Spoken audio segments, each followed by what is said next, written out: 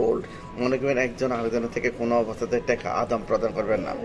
যেহেতু আমাদের জয়েন্ট কাছে অত্যাধিক অ্যানালাইজার মেশিন আছে, আমরা কিন্তু অত্যাধিক চেকিং করে থাকি।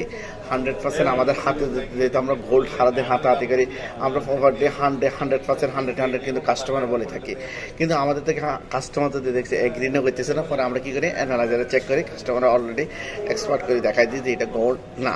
তো অবশ্যই এটা থেকে বিরত দেখবেন, এটা কিন্তু দেখতে কিন্তু গোল্ড, আসলে এটা একটা ফেক গোল্ড। দেখেন ও গোল্ড, কিন্তু আসলে কিন্তু এটা গোল্ড না। তো এইগুলো থেকে আপনি কিন্তু সাবধান থাকবেন, খুব সাবধানমূলক হবেন, কোনো অবস্থাতে আদান প্রদান করবেন না। প্রকৃত স্বর্ণের দোকানে যাইয়া এগুলো জাস্টিফাই করবেন। কে প্রকৃত দোকানে অবশ্যই আপনার জ্ঞান বুদ্ধি সব কিছু আছে। কে স্বর্ণ নিয়ে সারাদিন হাতাহাতি ঘাড়াঘাড়ি করে, তারা হাত দিলে বলতে পারে এটা কি গোল্ড না ইমিটেশন, ঠিক আছে?